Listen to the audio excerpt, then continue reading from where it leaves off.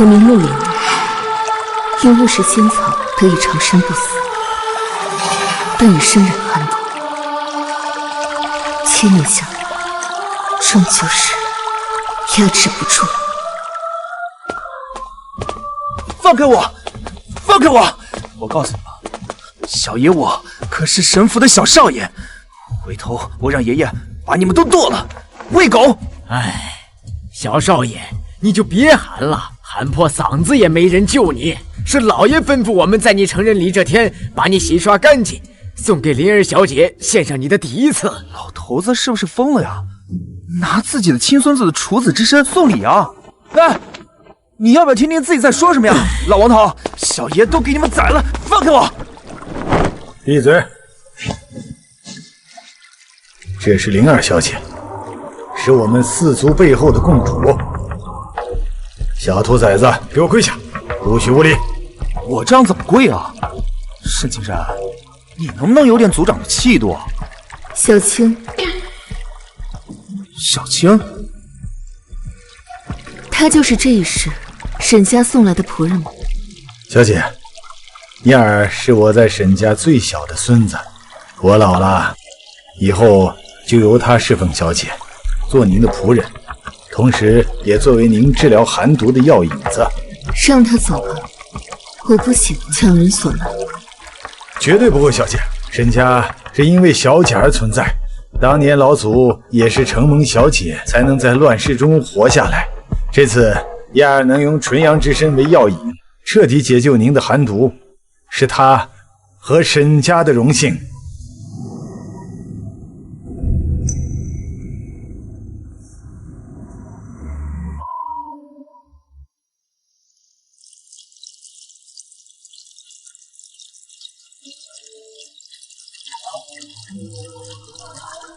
罢了，我已经压制不住这千年寒气，如果外泄，必将生灵涂炭。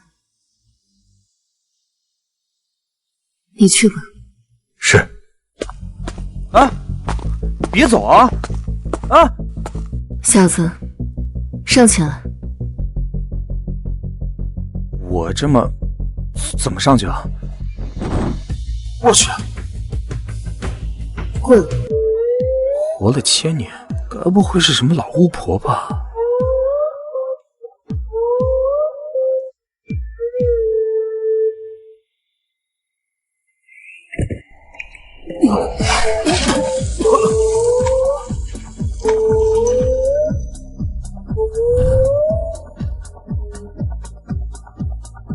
我老了。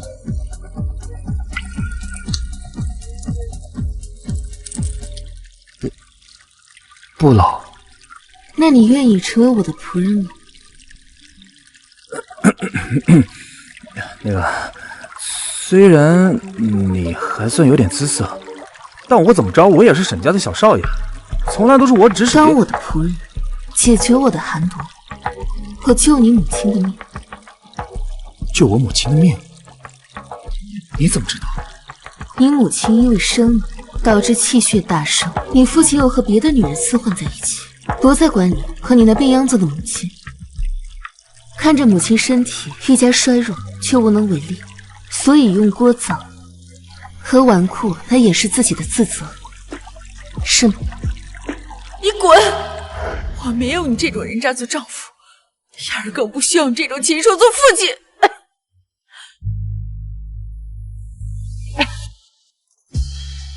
燕儿，妈妈，爸爸是不是不要我们了？你是不是要死了？燕儿不要，都是因为燕儿。不是的，燕儿，燕儿是上天送给妈妈最好的礼物，妈妈答应你会永远陪着你。真的吗？真的吗？如果你能治好我母亲，我愿意。只要能压制住寒毒，不宣泄出来，用点血救你母亲的命，不在话下。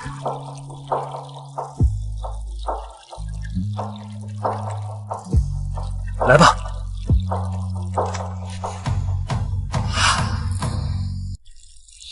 看来他的寒气马上要控制不住了。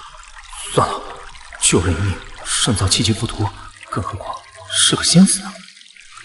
小子，你会吗？我也是第一次经历人事，要不是担心寒气威胁，风云千里都有奏样，我也不会同意这种荒唐事。那个，我也没有。今天本来就是我的成人礼，不过没事儿，我们可以慢慢摸索，找找状态。啊，我去！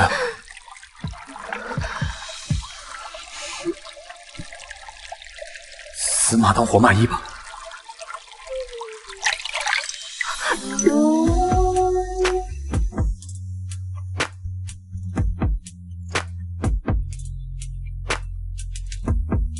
这就是师父说的繁殖杂育。好冷。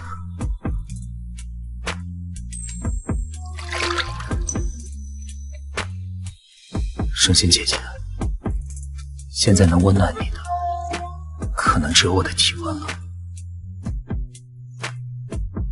应该叫主人。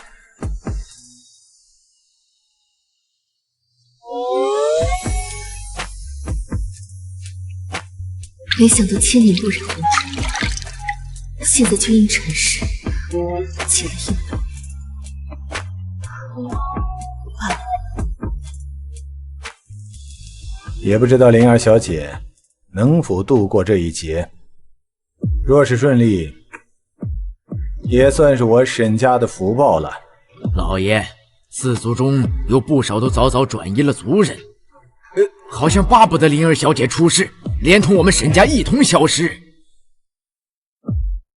那些忘恩负义的东西，我相信灵儿小姐，也相信叶儿。培养了千年，却想让我死吗？若不是担心无辜生灵，我又何尝不想死？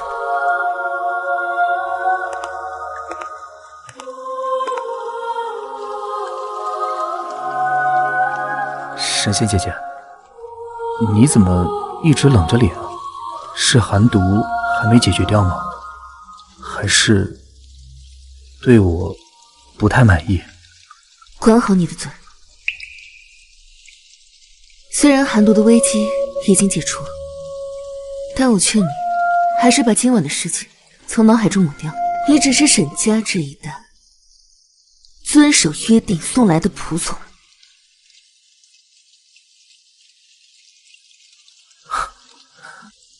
一个仙子，一个纨绔少爷，是我想多了。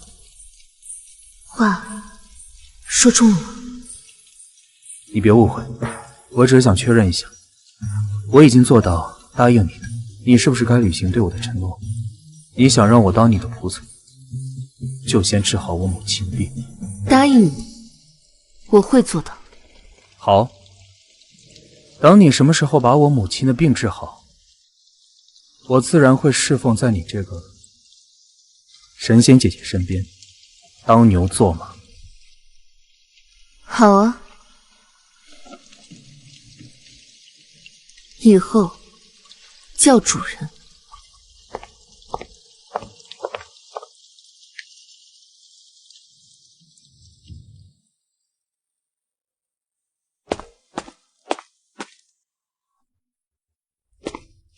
妈，你感觉怎么样？你着急忙慌的干什么？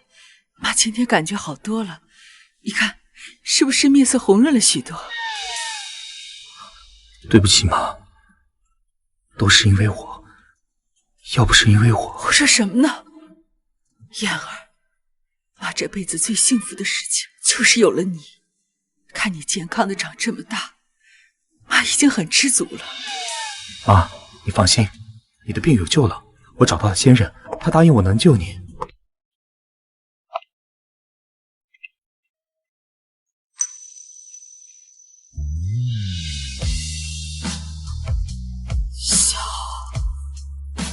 小姐，他只有一刻钟了。那你还等什么呢？救他呀！兑现承诺，这是你答应我的。燕儿，不得无礼。莲儿小姐，想到有生之年还能见小姐一面，奖励无憾了。我也没想到，当年那个偷跑上山，天天逆着找我玩的小姑娘，已经出落得手死文完了。您别取笑我了，时间在您脸上没有留下一丝痕迹，倒是我这身子。妈，妈没事。燕儿和灵儿小姐是怎么认识的？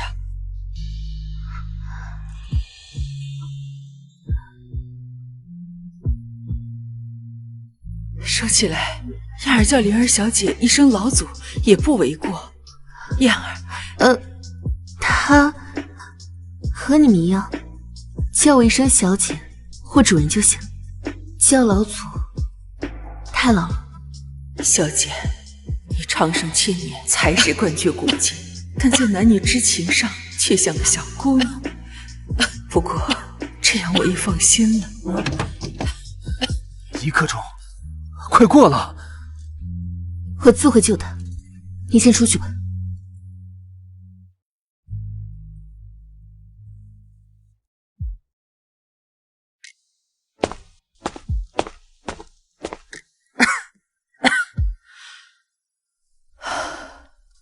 罢了，就当还那小子吧。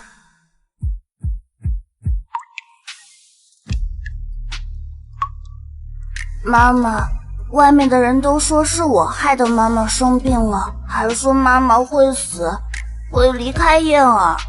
傻孩子，妈妈先天体弱，就是有了燕儿，妈妈才坚持这么久呀。而且，死亡也不代表离开啊。那什么是离开啊？遗忘才是真正的离开。只要燕儿不忘了妈妈，妈妈就一直陪着燕儿。可是燕儿不想让妈妈死。这世界上的人都会死的，除了那位。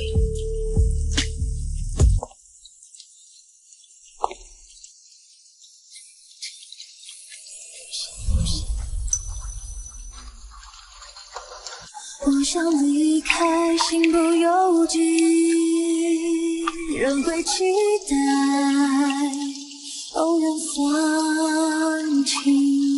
但放的是还拥有的回忆，你陪我走过的雨季。南方，走吧，该回去了。保护着我最初的勇气，我在这里。我妈的，只要我不同意，他死不了。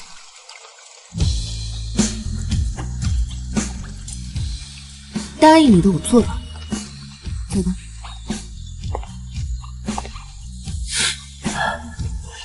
哎，那我能不能先去看看她？你母亲需要休息，那我去照顾她。你太聒噪了，她没法休息。你怎么救她？先跑吧。把你割腕了，不会骗我吧？闭嘴！哎，不是，我就是好奇，我想问问你。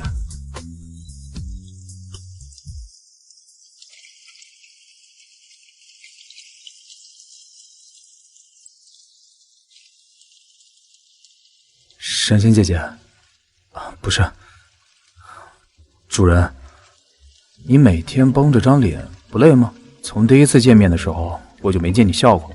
按理来说，像你这种不老不死的，应该没什么烦恼的吧？长生就是烦恼。为什么？看枭雄起落，文坛变迁，亲手扶持四祖，千年不败，不应该很爽吗？花最灿烂的时候是盛开和凋零，雨水最漂亮的时候是变成水汽，然后映射出彩虹。师长、亲人、仆从都曾绚烂的活着，然后死去。时间的长河没有放过任何人，就唯独把我困在这儿。所以，因为离别，再加上寒毒的痛苦，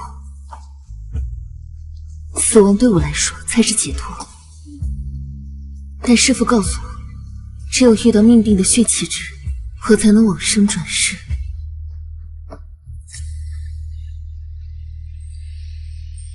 在想什么？我在想，能不能帮你找到血气之人不好说。但是主人，如果你想死，我可以帮你。我亲爱的主人，快来吃爱心早餐了。俗话说，一寸光阴一寸金，千万不要把生命浪费在睡觉这种无聊的事情上。我的生命可以随意浪费。忘了你不死了。把门修好。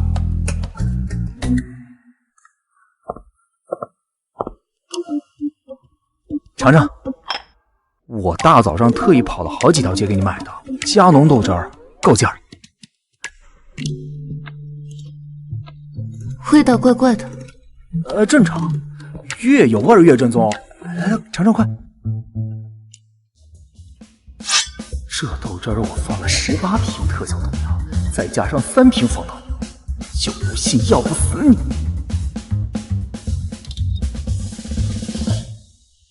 还行。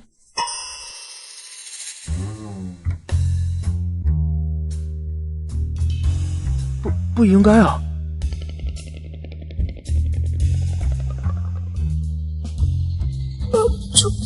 救我！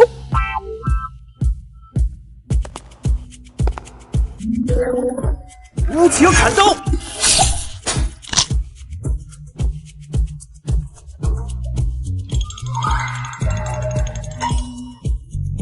手断了，手断了！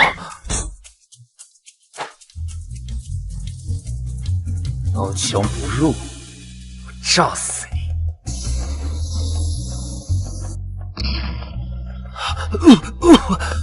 这回总行了吧？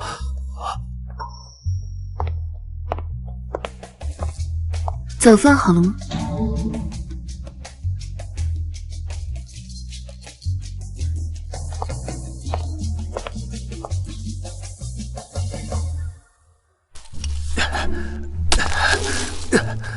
炸不死你，我直接用坑埋死你，活埋，这回一定弄死你。这么想弄死我？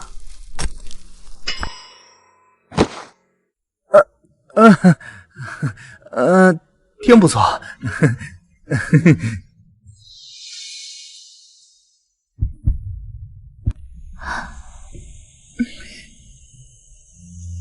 你要是普通人就好了，我一定娶你。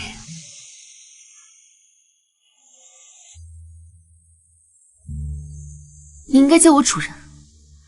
发你去城西买豆汁，10分钟。怎么把心里的话说出来了？好，马上去。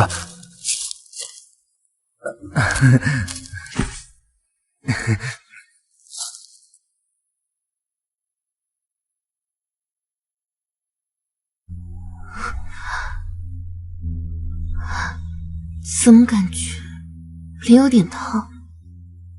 他刚才……你要是普通人就好了，我一定娶你。不行，他终究会和其他人一样死去的，那都是我。不可以。看来灵儿小姐的毒解得不错呀。我记得你是现任的段家掌门人吧？没我的召见，你不应该出现在这儿。作为你亲手创立的4族之首的家主，我实在是放心不下灵儿小姐。看来你不欢迎我。当初随手培养的4姓，终究不是铁桶一块了。想反了吗？可惜呀，这次你没有选择我们段家的后代来解毒，我们才是四族里面最强、最配你的。晚辈，如果你还是那么多废话，就可以走了。别着急走啊，灵儿小姐。我这次来没有别的意思，就是想问小姐求点长生血，你应该不会拒绝我吧？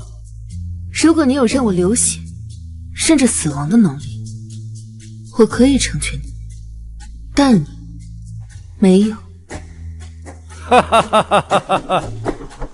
哎，这是我从西洋搞的好玩意儿，据说火力很猛，就是不知道能不能让你如愿。我再给你个机会，给我长生之法，做我的女人，共掌四族，要不然放血。反派废话就是你，从古至今都这样。杜灵儿，这是你逼我的，你敢？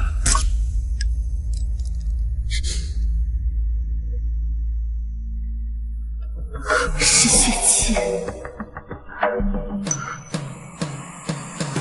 那个声音，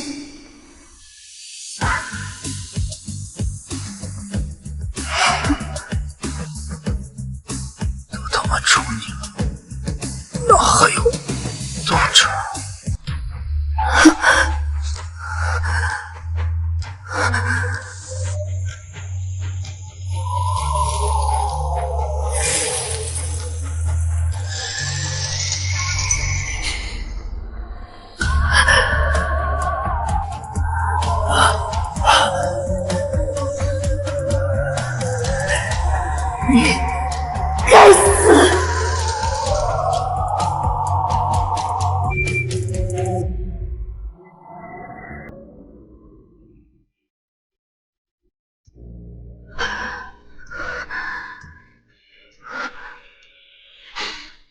小东西，你不知道那枪根本伤不到我吗？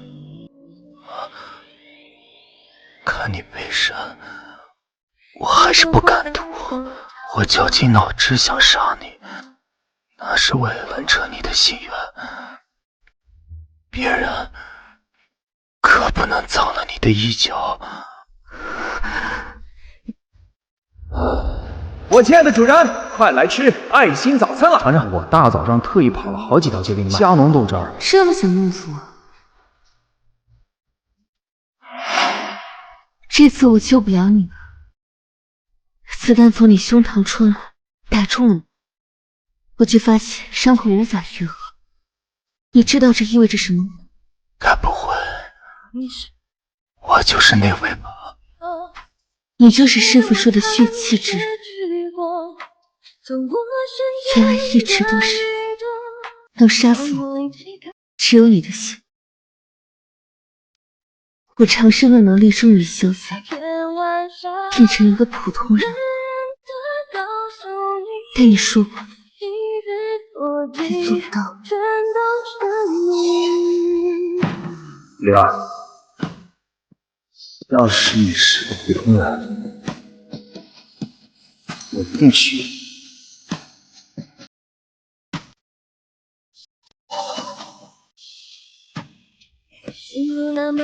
总归是帮你完成了心愿。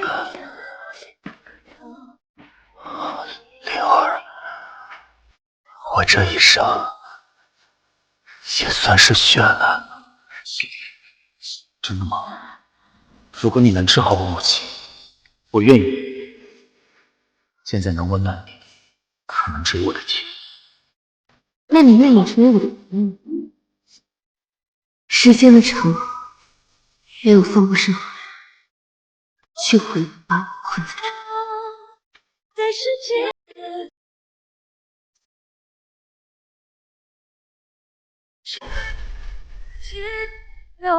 又丢下我一个人。花最灿烂的时候是盛开和凋零，雨水最漂亮的时候是变成水汽，然后映射出彩虹。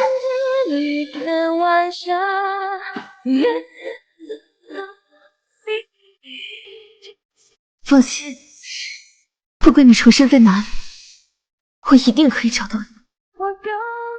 下一世，我做你的妻。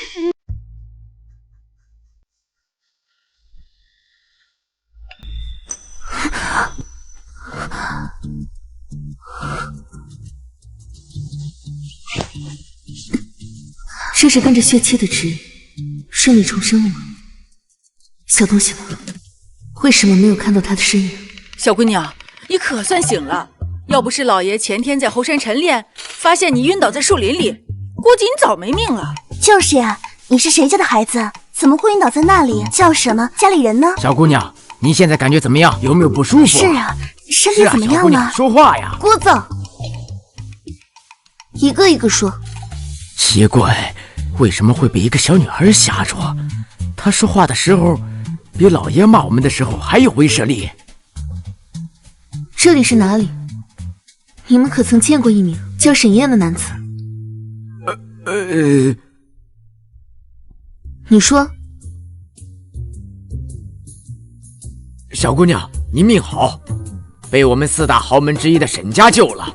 至于你说的那个人，我当年也是听老爷提起过，好像是沈家的一个长辈。还是沈家吗？倒是缘分未了。沈家现任家主是谁？带我去见他。你说你是我沈家当年的老祖，建立4族的陆灵儿小姐。这么多年过去了，看来沈家维持的还不错，到你这辈没有没落。虽然我很惊讶于你竟然知道我们沈家的心秘，但是你总得告诉我，凭什么让我沈一川相信你个8、9岁的孩子？就凭你身后的那幅相片。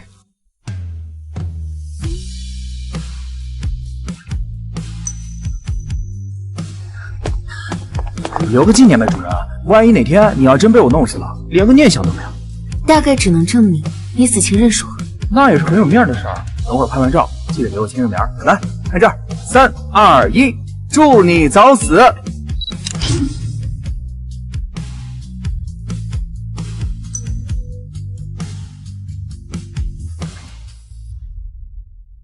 签名在相片后面的右下角。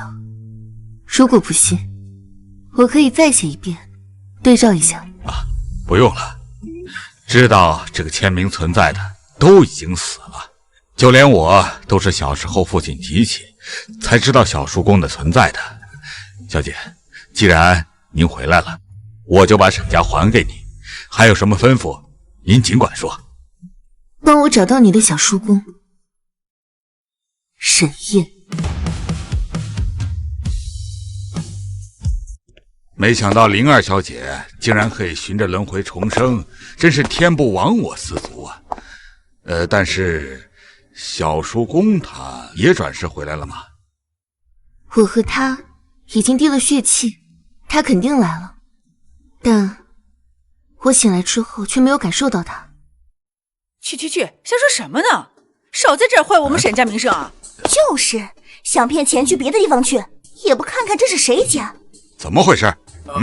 老爷，这位女士刚才突然出现在咱家门口，说什么？你说呀！说这孩子是大少爷的私生子。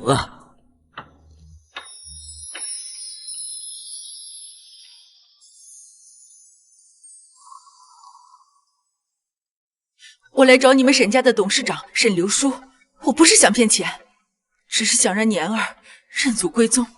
啊，这进去说吧。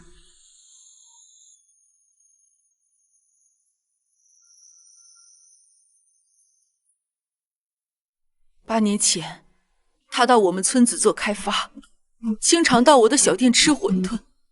后来对我也很照顾，但是那晚之后他就消失了。我本来带着年儿，没有想过找他，只是我现在的身体没剩几天了。一夜留情，就抛妻弃子。沈家现在的家教不错啊。如果这个孩子真是我们沈家的，你放心，我们绝对不会赖账的。去，把那个不孝子给我叫回来。你叫什么名字？沈青年。你愿不愿意留在这里？不愿意，我要和妈妈在一起。他的胸膛上是不是有一颗红痣？你怎么知道？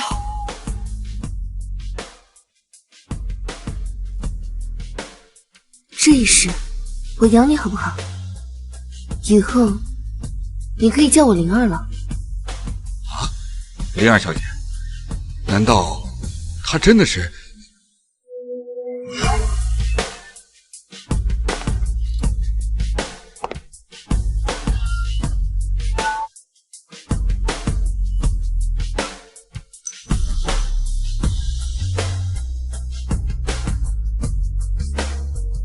小东西，找到你了。他确实是沈家的血脉，以后就留在这里。还有他母亲的病，你放心，灵儿小姐，我们沈家一定会用最好的医疗资源。我不要留在这里，我要回家。那你不希望给你妈妈治病，陪着你吗？性格和以前一样。没经过本人同意就帮我认儿子，这不太好吧？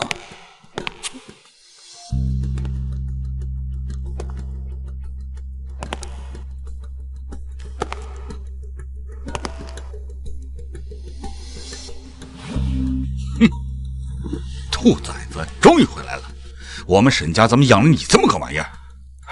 爸，这事儿我会处理好。当年的事儿都是你情我愿，现在过来闹，不太好吧？就是，谁还没年少轻狂过？揪着刘叔和你当年那点破事儿，不就是想要钱吗？玉川，这就是你的儿子吗？有点让人失望了。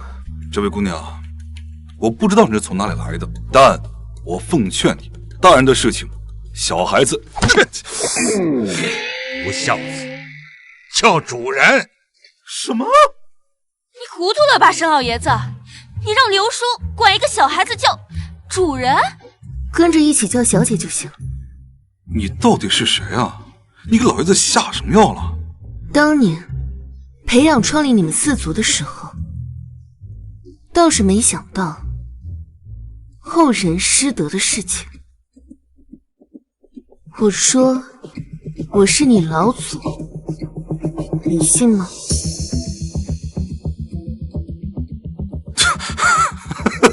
好好好，一个说是我儿子，一个说是我老祖。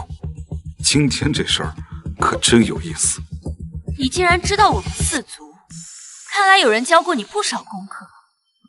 我就是段家现在的大小姐，按照你的意思，是不是也得叫你一声主人啊？四族后代家规第1条，就是不准两族之间联姻。看来你们连这个都忘了。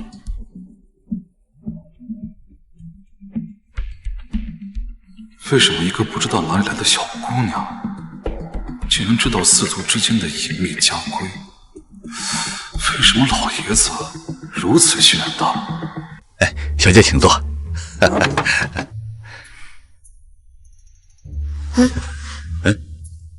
小东西，过来，坐这边。啊，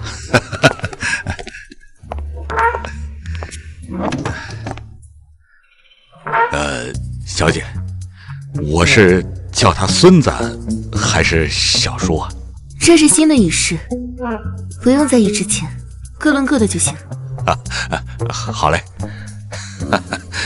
青娘啊，以后啊，你就是我们沈家的小少爷，妈妈呢，在这好好养病，陪着你，好不好啊？谢谢老爷子，只要年儿能快乐长大，我不用的。谢谢爷爷帮妈妈治病。宝贝，乖啊！哎，本来啊，你应该是我们沈家的媳妇儿，是我们这些年亏欠你们母子了。沈老爷子，你是看着我长大的，她是哪里来的野女人，就能当沈家的媳妇儿？就因为她带回来个野种，您不能这样。她的眼神怎么这么可怕？明明是个小女孩，为什么身上会有这么强的威严感？爸，林梦他们留在家里，我不反对，但四族的家规毕竟已经这么多年了，是不是不用这么墨守成规啊？况且我自己的婚姻还要经过这位姑娘的同意，是不是太荒谬了？就是啊，我们沈段两家门当户对，联姻之后就是强强联合啊。别，我们沈家可不敢，万一把自己喂到你们嘴里，以后想逃都难。爸，怎么会呢？四族的存在，只是当时一时兴起之念，本来应该互相扶持，但这些年却是有些走偏了。你身为沈家长子，既管不住自己的下半身，又负不起该负的责任。亲生儿子来了之后，未曾对其母子关心过一句，只顾着拿蠢脑袋往段家钻。你当真这么低智吗？还是说另有所想？这位姑娘，我现在还没确认你的身份，你最好……兔崽子，你是真脑子不好啊！我都说了，叫小姐。爸，您是老糊涂了吧？您既然看我不顺眼，我走啊！走。对不起，小姐，是我没管教好。你亏欠的是他们母子，况且你这个儿子没那么简单。哎呀，儿子是废了呀，养小号，看孙子。他交给我来管。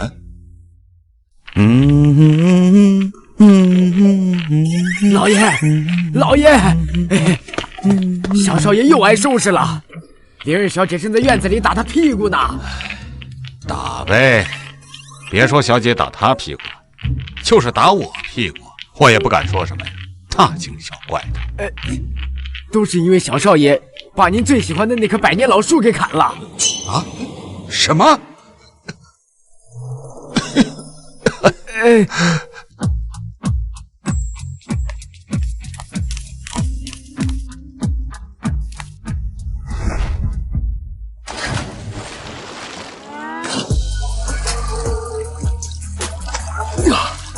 爽，开心。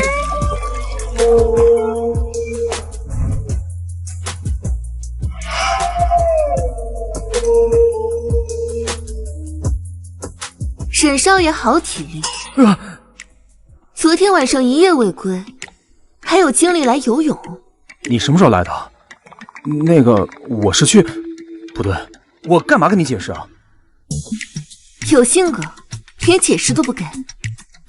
我警告你啊，我现在已经是成年人了，我有我自己选择时间的权利，你不能再像管小孩一样管我了。小东西，交付要趁早，我也盼着你的成年礼呢。啊，你干嘛？我告诉你啊，我不想打女人的。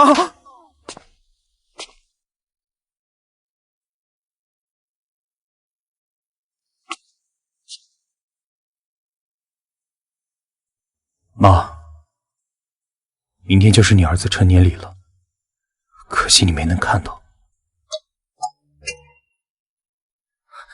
我现在很好，虽然您临终前让我一定要听那个陆灵儿的，但我是绝对不会娶那个野蛮人的。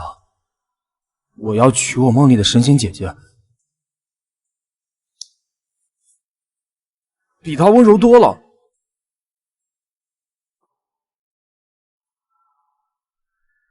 小东西，这可由不得你。放开，放我下来！老王，有什么话我们好好说。放开！哎呀，少爷，你就别挣扎了。要我说，你就是身在福中不知福。灵儿小姐看上你，那是你的福分。老王，咱能不能有点骨气啊？咱们老爷们能接受这种奇耻大辱？你这是趋炎附势、借力妄勇啊！少爷终究是长大了啊，都会成语了。少爷，走吧。放开，放开！你们是聋了吗？本少爷让你们放开我！老头子，你真就把你孙子这么卖了？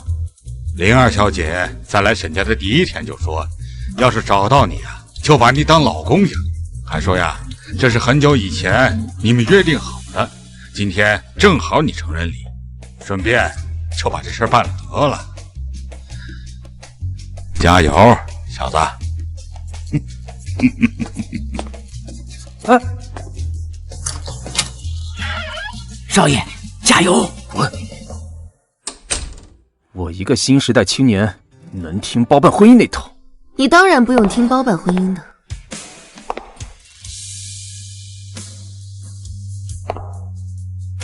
但你得听我的。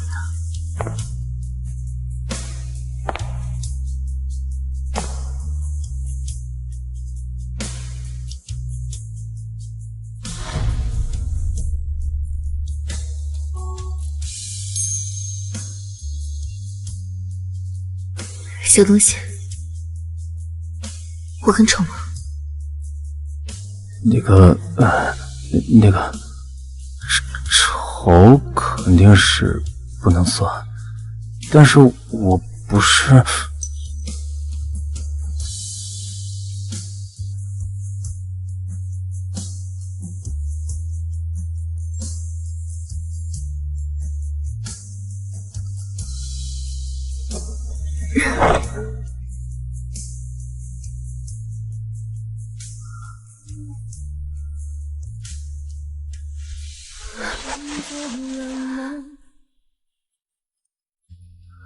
预料过我们的结局偏重，没有如今，没有婉拒，却沉沦四季。本少爷认了，就算你得到我的身体，也得不到我的心。比日落还温柔，在世界的角落找到我给你看样东西。你是我有且仅有。拉开我的裙子。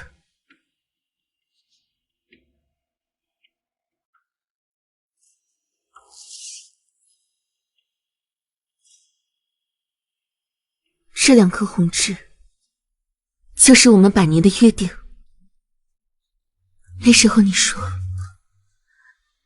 如果我变成普通人，我一定娶你。是血姬，那个声音。又丢下我一个人，下一世我做你的妾。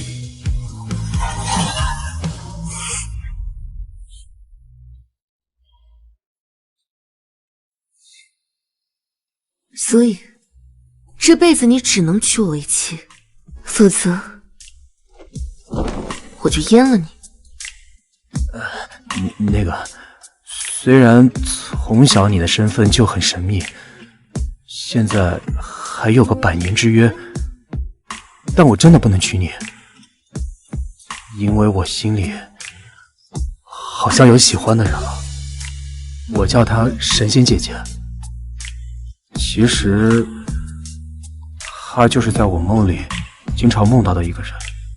我知道她很美，但却看不清样貌，但我心里明确的知道，她是我喜欢的人。好不容易这一世决定像普通女孩一样敢爱敢恨，没想到遇到最大的情敌，竟是自己的上一世。那我和她是不是一样漂亮？那个，应该是吧，但她肯定没你凶啊。年轻人做点春风得意的梦，我能理解。你继续好好喜欢你的神仙姐姐就行，我不知错。真的？总不能告诉她，我就是上一世那个活得1000年的神仙姐姐吧？要不让她爱上我，要不让她想起我。但这之前，我们做个平等协议，你只有这一次选择的机会。什么？跟我结婚，我帮你搞垮你父亲；不结婚，我阉了你。这算哪门子选择？再说，你凭什么认为我要搞垮沈流书？你觉得我在乎什么豪门恩怨？因为不被重视而争家产？你不是。从小我不是这么教你的，但如果是因为你的母亲，你会。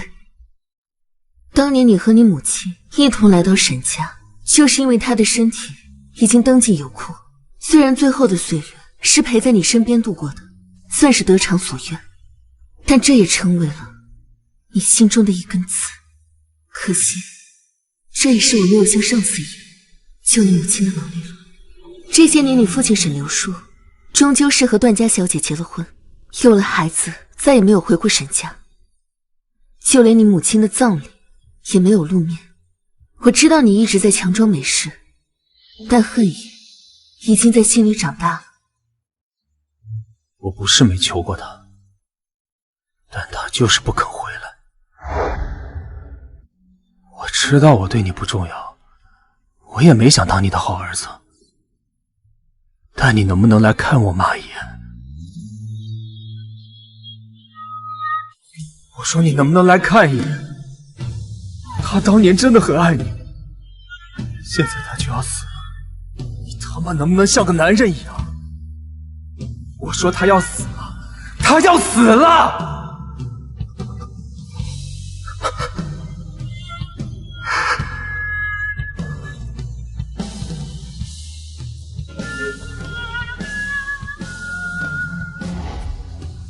所以你一直用自己欢哭的样子来掩饰痛苦。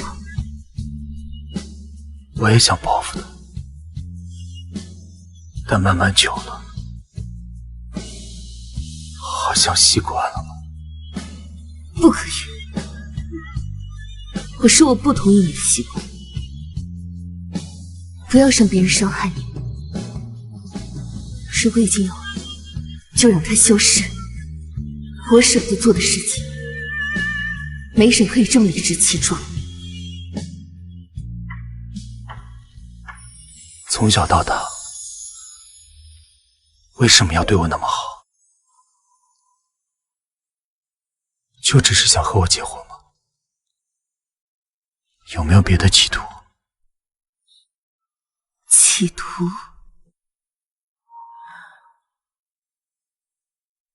有啊。什么？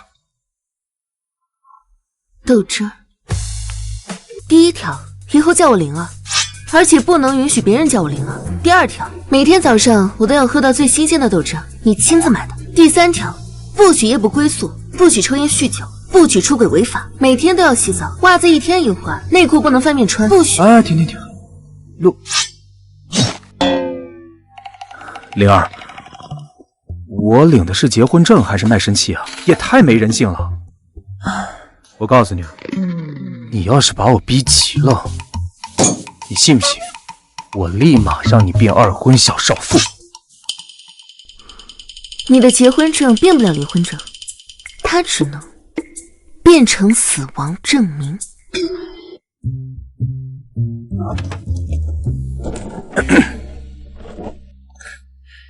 少爷这妻管严算是坐实了。这样也好，要是没小姐管着，少爷指不定惹多大祸呢。可不嘛，小时候砍树，心疼的老爷哭了一晚上呢。第58条，不许大声和灵儿说话。除了这些，你做什么我都支持，哪怕把天捅下来，我都帮你一起赌。那个灵儿，我现在已经成年了，你不能靠压迫来管理男人，你得讲理，你得真的让我服气，懂吗？有道理。你说方式，我接。成年人的世界，强者为尊，弱肉强食。真巧，我就是强者。那么好，接下来咱们比赛打赌，第一项自由搏击。小少爷真不要脸！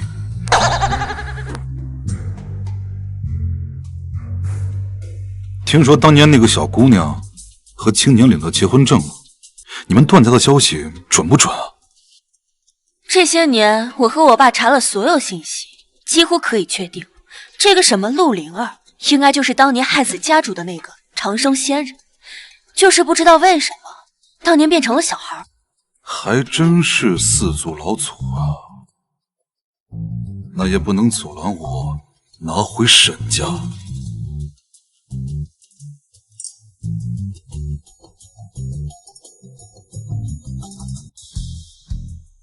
陆灵儿，这么些年我屁股不知道被你打过多少次，这次到你了。青年，你确定要比这个？怎么样，怕了吧？今天为夫就给你演示一下，什么叫做男人的雄风。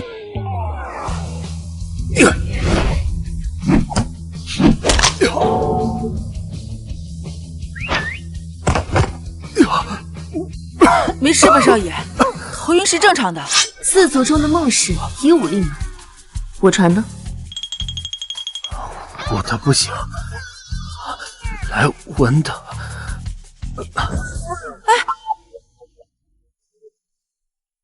这幅字帖我从小临摹了上千遍，足以以假乱真。你确定要写这幅字？怎么，大家的字你没看过吧？今天就让你看看什么叫文化。算你有心了。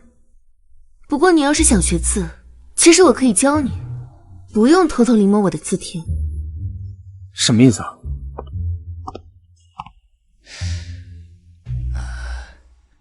这印上的字，你就从来没看过？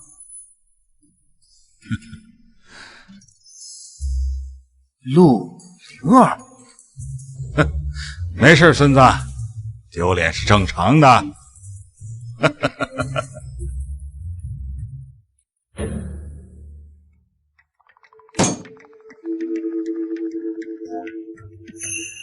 没办法，这是你逼我使出必杀技的。拼酒量！不是小子，你这厚脸皮到底继承的谁呀？跟一个女生拼喝酒，你怎么好意思呢？你拿得出手的就这点不良嗜好了。你别管，这次我赌上尊严，再输我认了。不用了。文人说，跟别人喝可能千杯不醉，但和你喝一杯就倒，这我控制不了。你赢了。沈青年，你真畜生！我答应你，这家规我认了。厉害，果然真诚才是永远的必杀技。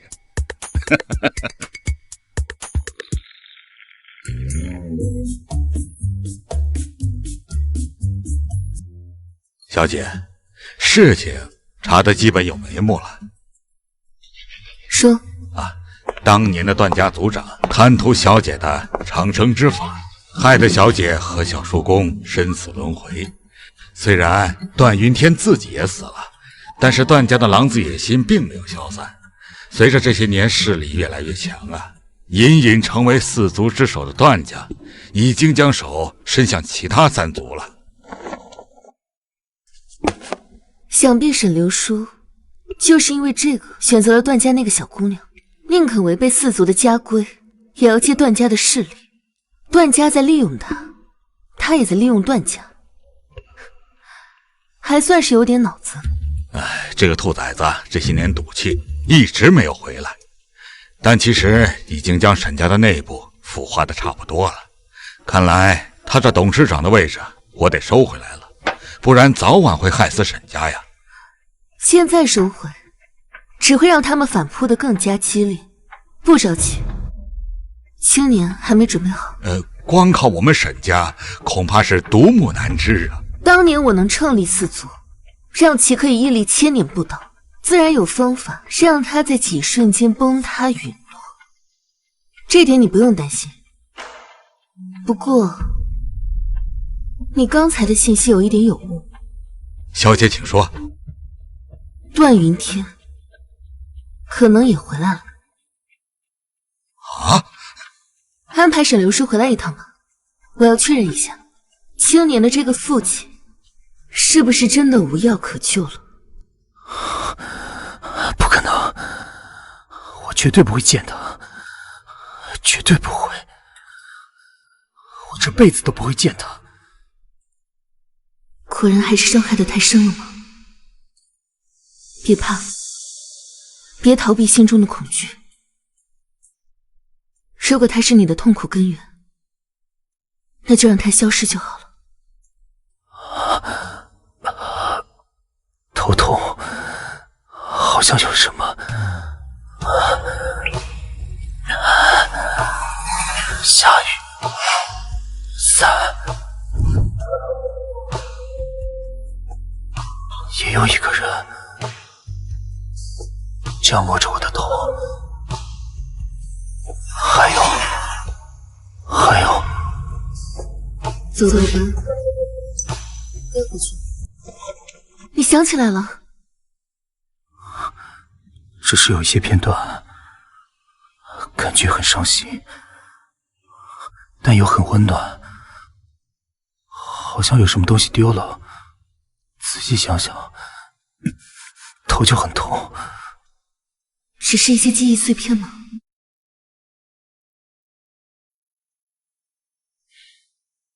慢慢来，会找到的。早点休息吧。我能不能在你这儿睡？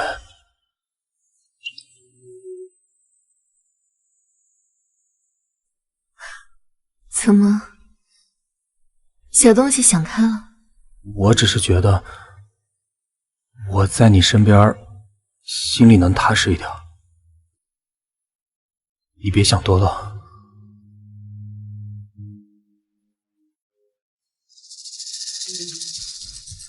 你要不要防备我这么足啊？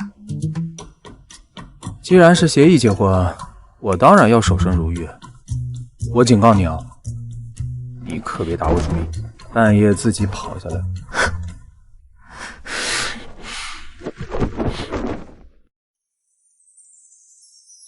这么大了，还是改不了梦游的毛病吗？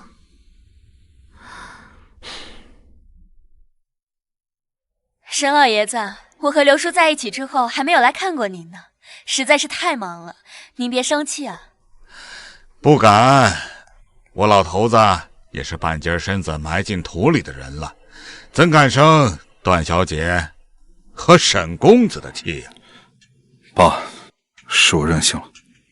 听说青年和当年那个小姑娘也结婚了，虽然还没有办婚礼，可是刘叔都已经到了这么久了，也不出来见人，是不是也太没有礼数了？段小姐是想挑我们沈家家教的毛病了。怎么会呢？我的意思是说，丑媳妇早晚也得见公婆啊。也不知道当年那个乡野小姑娘现在成什么样子了，有没有去掉身上那份土气啊？是啊，爸，我也很好奇，当年那个让我叫主人的小女孩，现在变成什么样了？老爷，小少爷和灵儿小姐到了。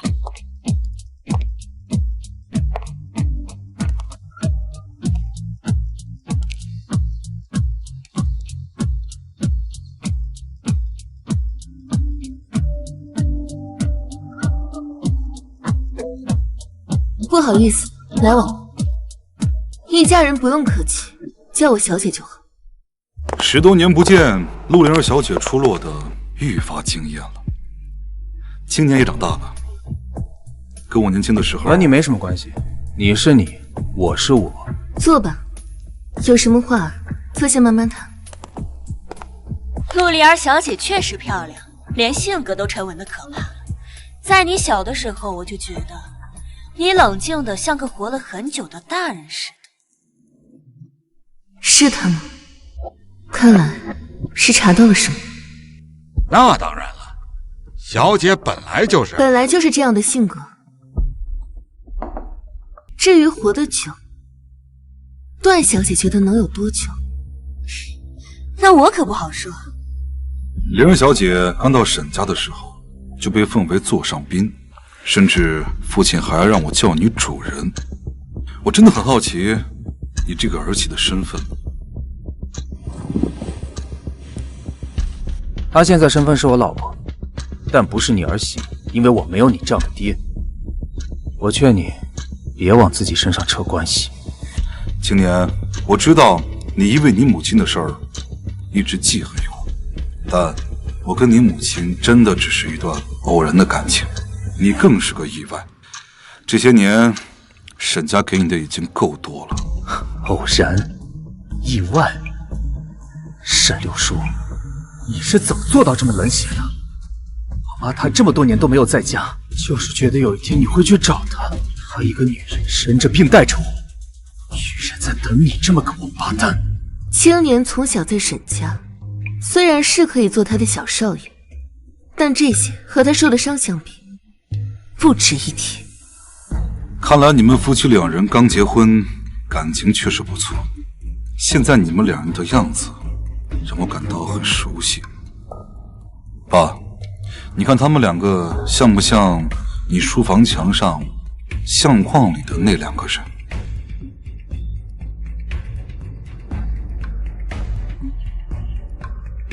没有意义的试探就别问了。玉成，你这个儿子确实还算有脑子，但我也确认没救了。我知道这些就够了。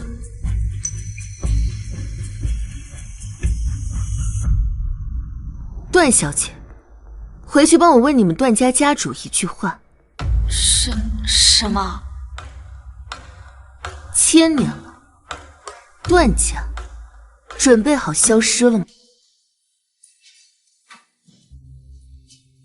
这小姐也不知道是怎么想的，非说先不办婚礼，简单办个晚宴就行了。就是啊，不过也好，咱家少爷那样，确实不适合太过张扬。说的也有道理啊，丢人了。大家看，新人来了，新人来了！ This is the end. I feel I've lost myself. Can't find my way to knowledge. 虽然是协议结婚，但连个正经婚礼都没有，是不是有点太委屈你了？等你真的成为我的小娇夫的时候再办，也不迟。小姐今天格外漂亮，再加上您的气质，绝了！什么意思啊？我呢，明明一起慢动作出的场，你怎么夸他不夸我呀？我去接待宾客，少爷。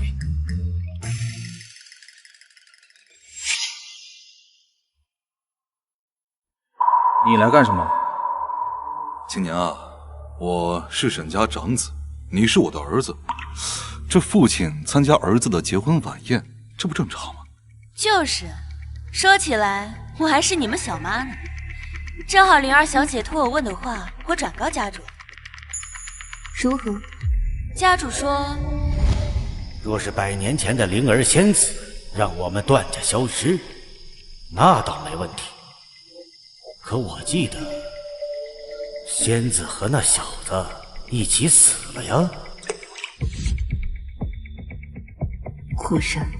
好了，话给你们带到了。灵儿小姐，正好给你们介绍一下，这位是顾家小少爷顾行之。陆灵儿小姐，听说您的身份不一般呢。今天一看，这身材和样貌果然不一般。再乱看，把你眼挖了。不用介绍了，我媳妇儿对认识你没兴趣。陆灵儿小姐，我是孟家孟良，很高兴认识你。不错，你很好。有时间的话，我会去一趟孟家。爷爷说随时欢迎。你跟他很熟吗？大家都是公子哥，你看他那温文尔雅的样子，肯定是个心机婊。怎么，你吃醋了？我吃醋？我有神仙姐姐，我吃什么醋？你知道孟家在四族中负责什么吗？什么？孟家以武立家，镖局、武行、保镖，他们历代族人可都是武夫，也就你会说他们温文尔雅。那他那首诗，那是四族首饰，看来孟家还没完。我不管，反正我不喜欢，你们俩少来往。陆灵儿小姐，有没有兴趣一起喝一杯啊？顾少爷的眼睛是不是有点问题？这对靠千门发家的博彩豪门少爷来说，可以吗？看来陆灵儿小姐对四族真的很了解，不知道有没有这个机会，让我对陆灵儿小姐深入了解一下。感受到了吗？感受什么？有人生气了。不知道陆灵儿小姐生气是什么样子的？不是我，是某人吃醋了。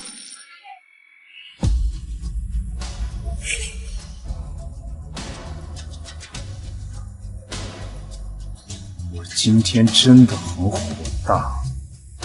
沈青年，你干什么？有事说事，你拿个酒瓶子吓唬谁呀？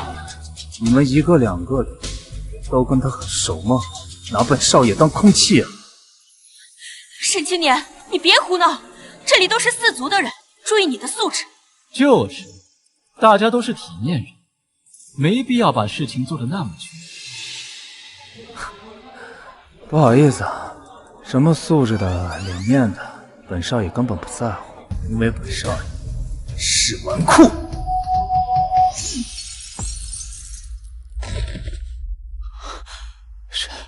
沈青年，你竟然真敢打我！都是四族少爷，你他妈真敢打我！打你怎么了？敢骚扰、欺负、惹我老婆不开心的，我见一个开一个。沈青年，你就是个私生子，你根本不配做四族少爷，你他妈就是个市井流氓！流氓就比少爷差呀？流氓也能打得你叫爹？你干什么？叫啊叫啊！你不是喜欢叫吗？今天你不叫声爸爸，小爷我弄不死你！叫啊叫啊叫！他在闹，他在笑，太好磕了。小姐，用不用找人帮一帮亲人呢？啊！别打了，别打了，我错了，爸爸，我错了。我告诉你，收起豪门少爷那一套，要求我沈清年，今天让你们来就是给你们面子。要是以后再有人敢欺负我老爷，就是亲爹我也给你打出去。子嗣，先把段小少爷送回去。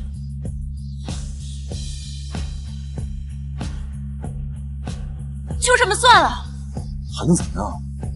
你看这小子都被打成我孙子了。操！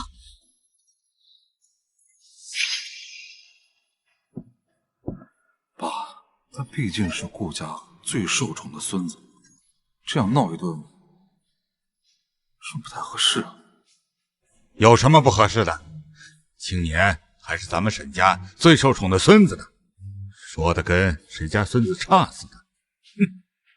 顾家要是还有什么意见，大可以来找我，我一并承下来。还有没有人要找事儿啊？要是有的话，我一块打成我儿子。可就有。少爷，你这次真帅，真男人。现在知道唤你家少爷了。好了，这场闹剧就到这儿，我还有点别的事情要忙。走吧。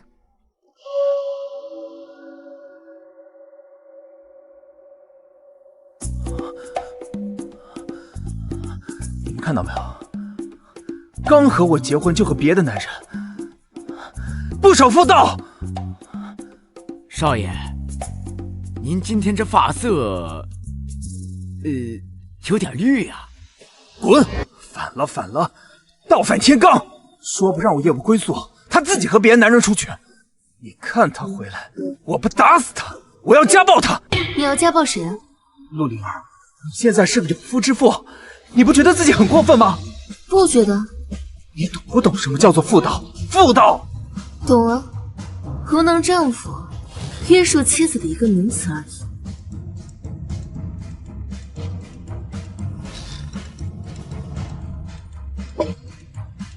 帽子不错。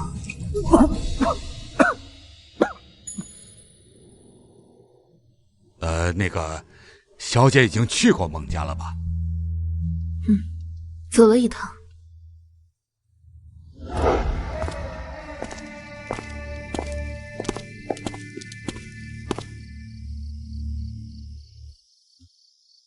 陆灵儿小姐，你说你是四祖老祖，未免太过于惊世骇俗了。我孟家千年来对老祖的忠诚度从来没有变过，但我们需要证明。我知道，孟家作为当年的武堂，有你们自己的规矩。感谢灵儿小姐理解。来人！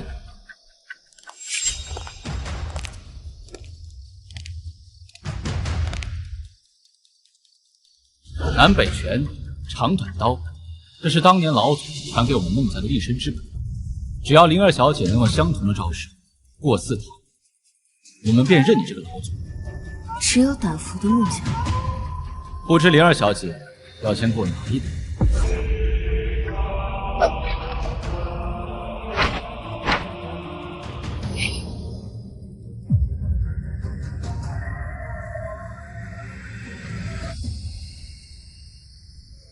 一起来吧。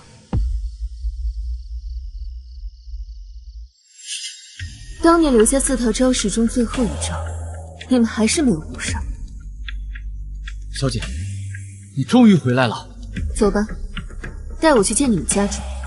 是。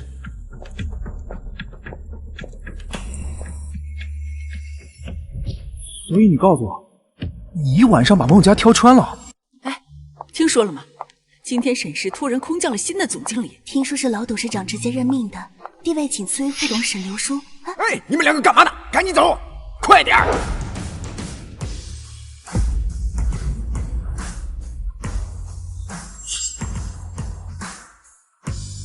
想必您就是老董事长钦点的总经理吧？恭候您多时了。哎，你眼睛要是不好，就捐了吧！啊，瞎呀！我才是新来的总经理，沈青年沈总。再说了，我们俩这气质不明显吗？那您就是小少爷？那这位是？我是他秘书。秘书？不能啊！一个秘书怎么会有这么强的气势？肯定是隐藏身份。难道说是老爷？哎，看什么呢？还不带我去办公室？哎，对，您这边请。哎，老爷子终于忍不住要对我动手了吗？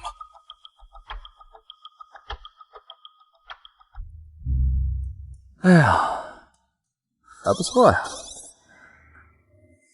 就是这好好的办公室，摆这些垃圾干嘛呀？哎呦，小少爷，这要是垃圾的话，那就没有好东西了。这可是咱们沈家拍卖行收来的狠货，全都价值不菲啊！这些垃圾也这么值钱？是。那我小时候砸的那些得多少钱啊？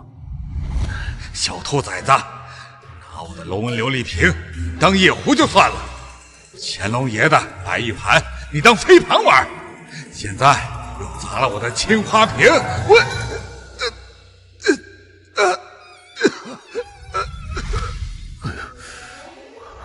怪不得老爷子差点晕过去啊！把这些给本少爷扔了。啊，扔了。好。哎呦，真舒服呀！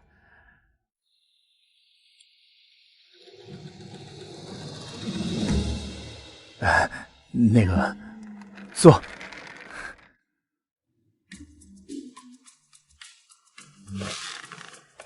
想喝点什么？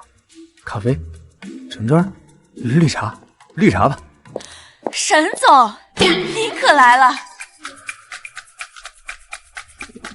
你要的绿茶到了。沈少爷，好久不见，都想死人家了。来，让我抱抱。啊，停 ，stop！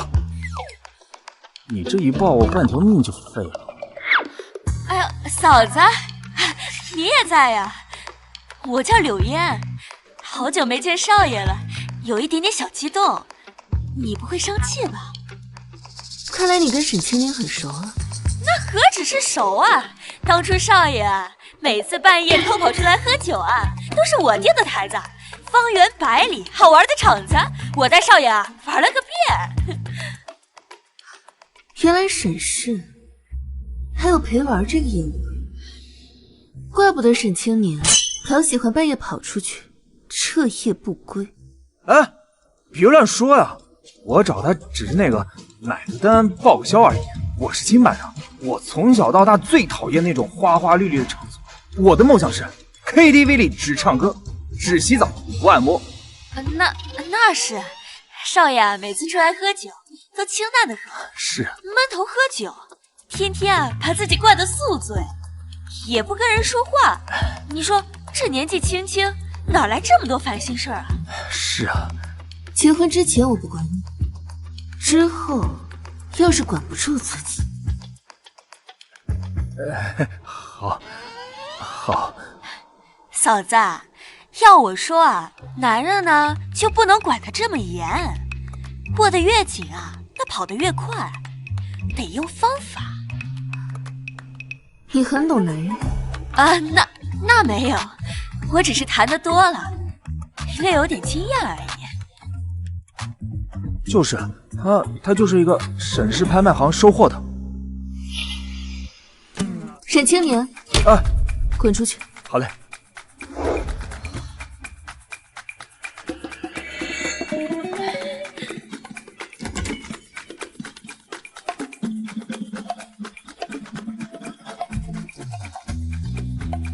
说好了让我来替他查情况，来对付沈流书，不会动手杀人吧？男人啊，有时候啊是种指令性动物，你不给他明确的指令，他们是不会开窍的。拿捏他们呢，就跟拿捏小孩一样。儿童心理学，懂不懂？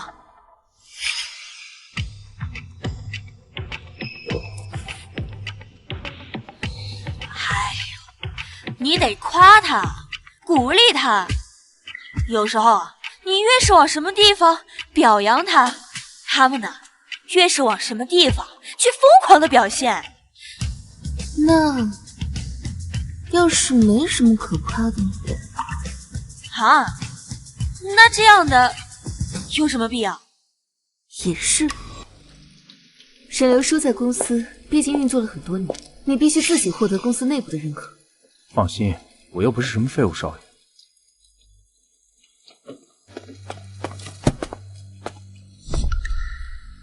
你怎么来了？跟踪狂啊！小姐，爷爷担心你的安全，让我来做你的贴身保镖。什么？贴身保镖？你什么意思啊？也好，你就跟在我和青年身边。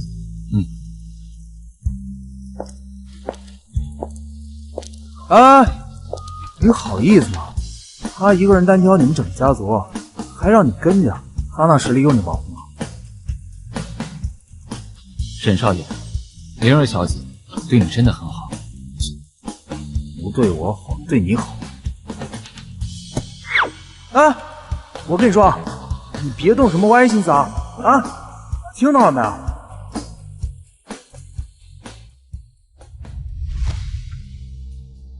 公司高层的早餐会，不请我这个当总经理的，不合适吧？哼，给大家介绍一下，这是我那个不成器的儿子。我听说你来公司第一天就扔掉了价值上百万的古董，看来你爷爷还是太纵容你了。一堆假货，扔了就扔了呗，几百块钱都不值的东西，你们还当成宝了？我看啊，公司里指不定有多少这种假货被你们弄来，以次充好。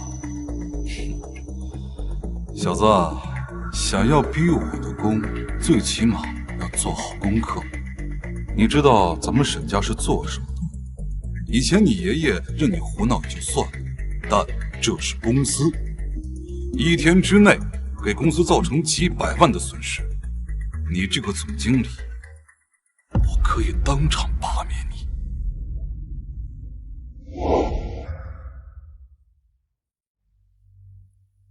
小姐，让他一个人去能行吗？沈流叔可不是那么好对付的。你不是不喜欢青年吗？我是不喜欢他那一副吊儿郎当的样子。沈家作为古董世家，沈流叔更是家族中的翘楚，就凭那个小子，那也得看师傅是谁。沈流叔的师傅是他父亲，但青年可是我从小一手调教的，别人不了解，他可不是普通的纨绔。既然这样，那小爷我好好给你们上一课。抬上来。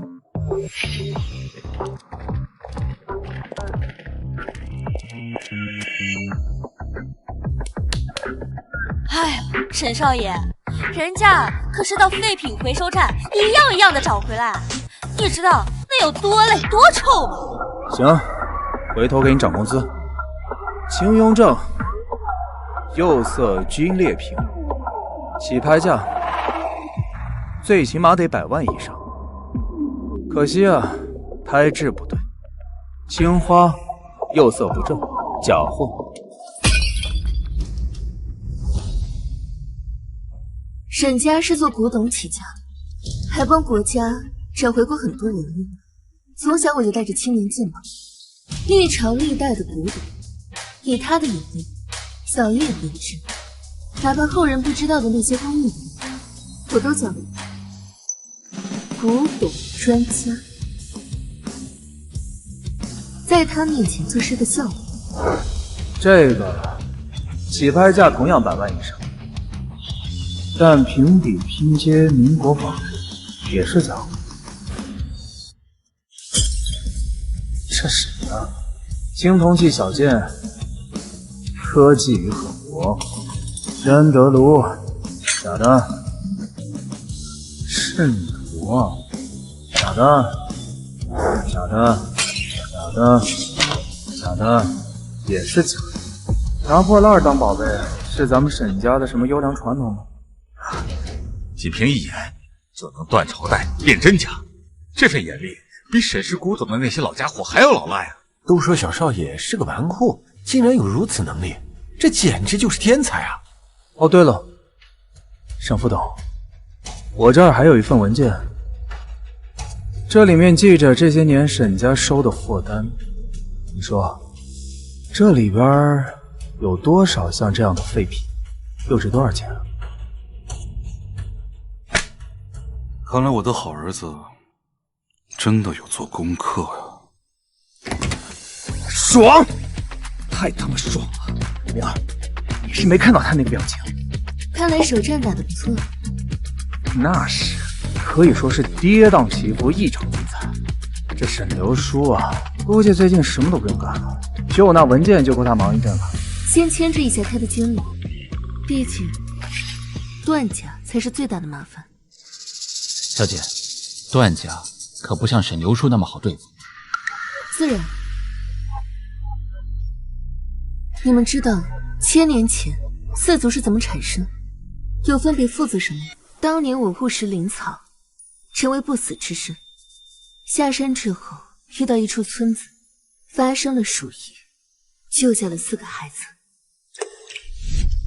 现在正是战乱，又有了天灾，哪怕是苟活于世也没那么容易。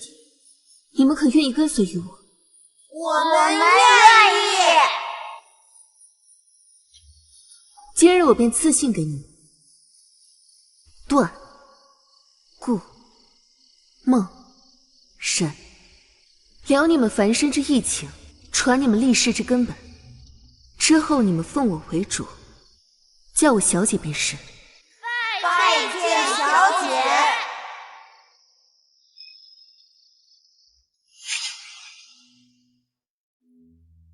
怪不得爷爷从小就跟我说，孟家是灵儿小姐的孟家，四族本是同根。后来我就传授了他们各自谋生的技艺。我传你医术，悬壶济世，救命以谋生而已，不可贪恋钱财。我以药汤传你市井之术，权谋之计，不可祸害世人，只求取之于民，用之于民，为千堂。传你四书五诀，强身健体，保家卫民，不可惜贱民，失骨气，为五堂。我传你商贾之术，见世人之瑰宝，传百年之风华，为古堂。靠这些，你们家族子嗣自然可以延绵万世。但说让我知道，你们用我之所传危害世人，我会亲自收回你们的所有，包括生命。后来我把药方传给了药堂，解决了疫病，就回到山里了。小姐，现在的段顾两家可不是当年的他们。100年前就露出真面目，不然我也不会转世。燕儿堂，青年，你怎么了？所以，你就是他。本台消息：近日本市乡村多点爆发疫病，请各位市民注意防范。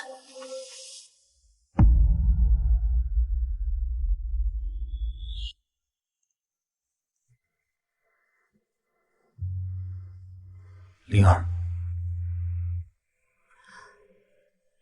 你醒了，好些了吗？所以，我脑海中的神仙姐姐就是你。小东西，才知道啊。今天听你讲的那些，我实在想不出来还有谁可以在我脑海之中留下那样的感觉。其实这些都是麻烦的方法。面对喜欢的男人呢，那得强势的拿下他，先睡了他，再说服他。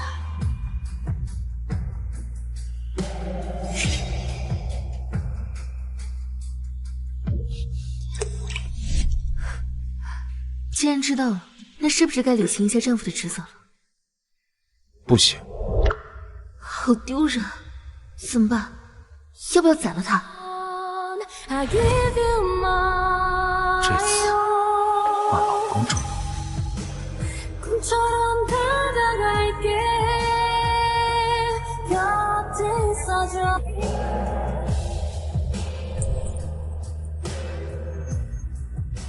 师父，你错了，爱不是凡尘杂念，爱是生命的赞歌。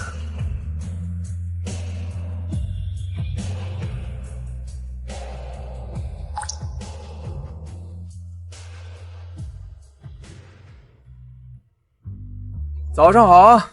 昨天晚上我们实在是太累了，稍微多睡了一会儿。臭小子，早点让爷爷抱上重孙子啊！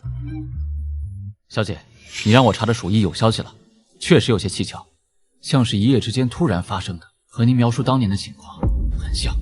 段家呢？今天是4族拍卖会，只有4族成员才能参加，段家家主也会参加。走吧，事情的真相见了就知道。小姐，还用等他吗？放心，他会来的。等一下故人，没什么。故人，小姐，难道见过段老头了？小子，你完了！傻逼！段家家主到。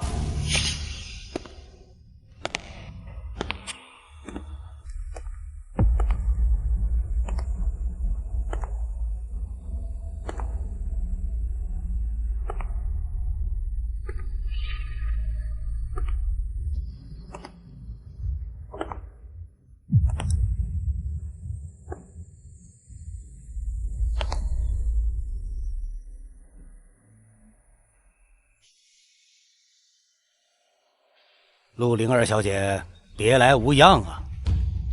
段云天，果然是你。哼，当年我侥幸随着陆小姐来到这个时代得以续命，还没来得及感谢你呢。没关系，我会亲手把你送回你该去的地方。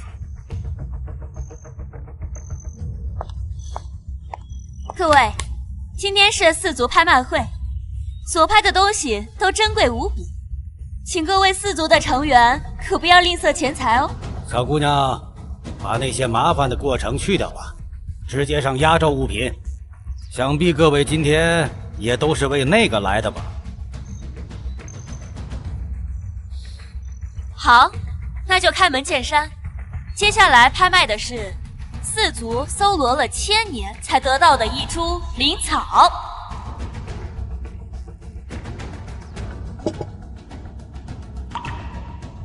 这株灵草，想必灵儿小姐不会陌生吧？虽然比不上你当年吃的那株，但是也有提气吊命的药效。再培养个100年，说不定也能长生呢。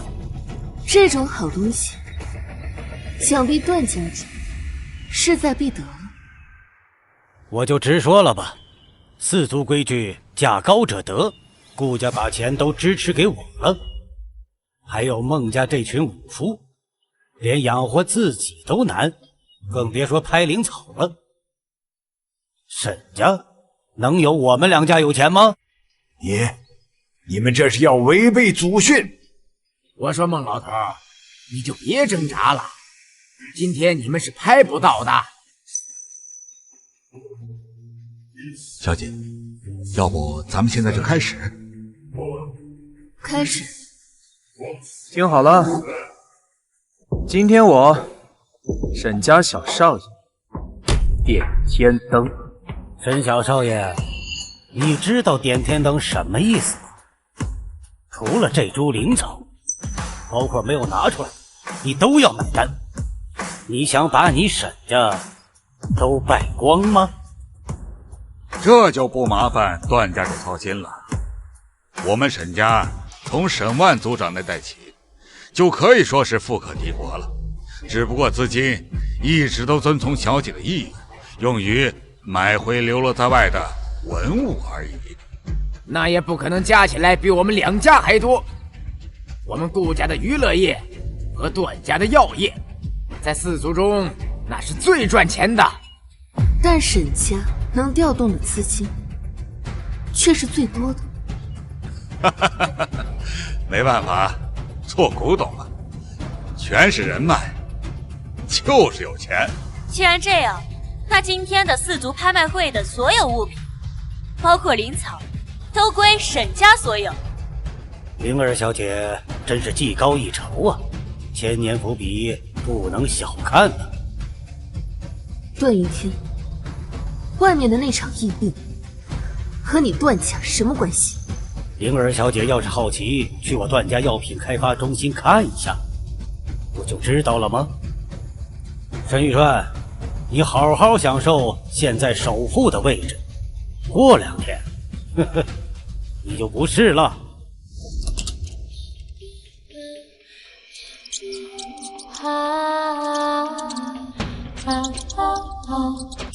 灵儿小姐的胆子真是非同一般呢，竟然敢一个人前来。你不会忘记你现在已经没有长生不死之身了吗？段云天，疫病是你做的。聪明，是我亲手造就了这场和1000年前一样的天灾。只要死的人够多，事情发酵的够大，那我段氏制出的解药就卖得越来越贵。以生灵换财富，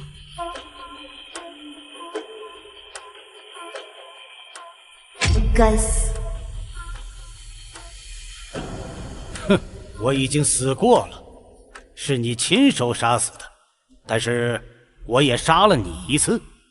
还有沈家那个小子，那株灵草买不到就买不到，我现在觉得你有可能比那株灵草有用。灵儿小姐，现在准备好放血了吗？哼，无数丝丝，给他放血。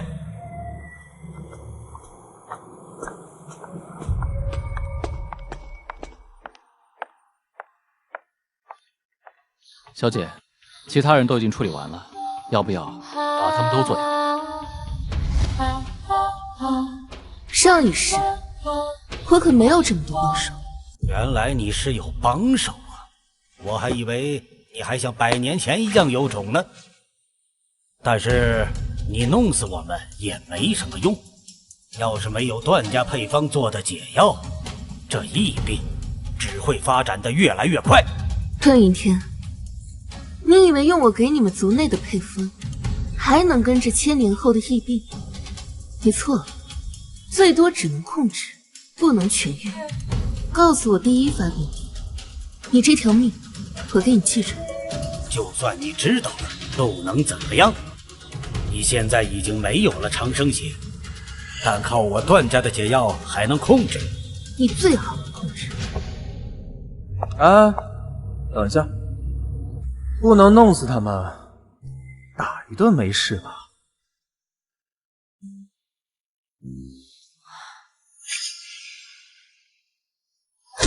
你干什么？我可是段家家主。家主是吧？段家是吧？我孟家是武圣。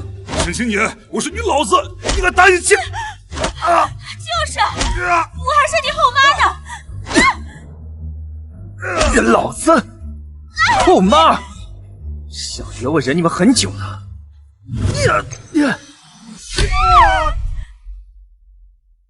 灵儿，要我说，就不该留那老头的命，弄死得了。不行，我不知道他们在疫病病毒上动了什么手脚。现在我没有彻底根治的药方，还得指望段家他们的心药，先把疫病控制住。但这也不是长久之计啊！以段家的性子，为了钱，不知道会让这场疫病发展多久啊！为了股票持续飙升，他们肯定是想越久越好。段家的药也会慢慢被炒上天价的。所以我问他们要了第一发病地。灵儿，什么意思啊？你该不会……只有去到第一发病地，亲手给他们切脉，看到他们的症状，我才能一点一点的配药，直到找到正确药方。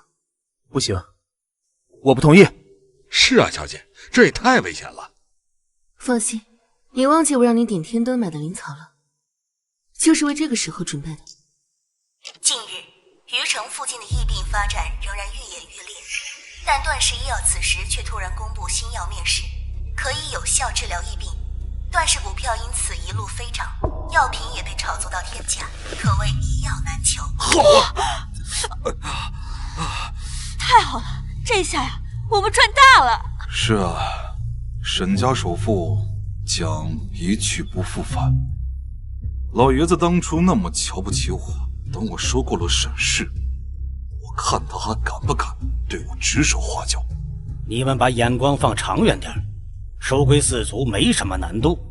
等我们药品开发成熟以后，再加上那株灵草和陆灵儿的血脉，那长生药就不是梦了。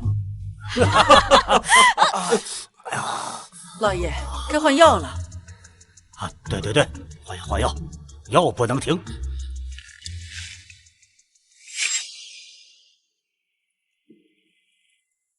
你告诉他们我形成的。巧合，完全是巧合。年纪大了，较少，一大早我就看到您在那收拾行李，就让他们快来送送。你不能把我自己扔家里啊！我告诉你啊，你要是不在家，你那些家规我可不一定守得住。你敢？小姐，你一个人去太危险了，我要在你身边保护你的安全，这是我作为贴身保镖的职责。你要是不让我去，我爷爷非得打死我不可。你说什么呢？我媳妇儿肯定我自己保护，你能打得过的人，小爷我一样能打得过。你能做到的事儿，我也能帮小姐做到。我能帮我老婆洗脚，你能吗？你配吗？你好了，你们两个真的很聒噪。那里不是新场地，有发病的风险。不是说了吗？有灵草，没事，我不怕。啊，小姐，你就带他们去吧，不然老头子我也不放心呢。路上不许说话。Yes, sir. Yes, sir.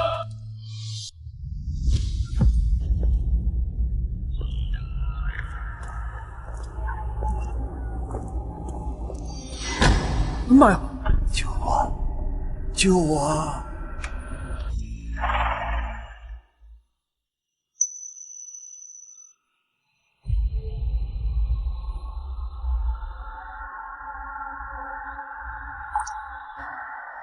不是已经有部门介入了吗？你们为什么不去医院？染病的人太多了，我们这儿有的孩子去了，有的妻子去了，至于我们，就留在这儿吧。这药这么贵，像我们这样的人，没钱买这么贵的命啊！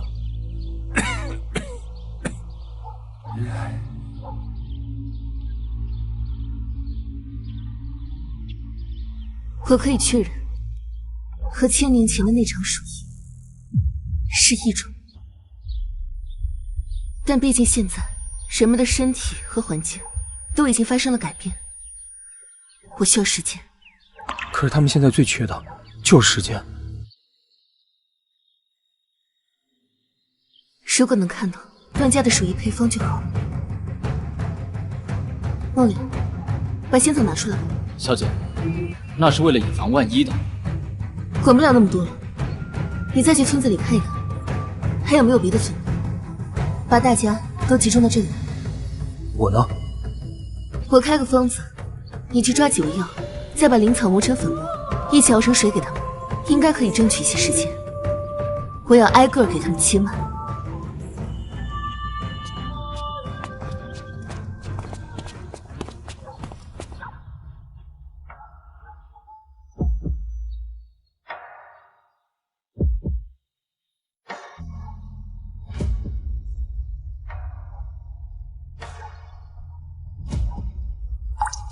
虽然我的血脉没有了长生吊命的能力，但也还算带些生机，希望可以有用吧。以后你们每天都饮一些，可缓解一些病痛。仙子，你是玄乎济世的仙子啊！玄乎济世的仙子，早就不是了。记得别告诉另外2个人。怦然理会我昨日如风，当时的朦胧依然还。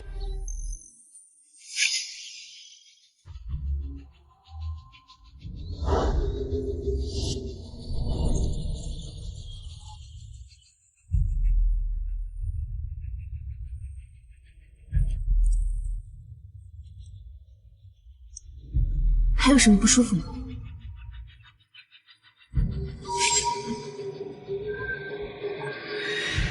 快点喝吧。谢谢仙子。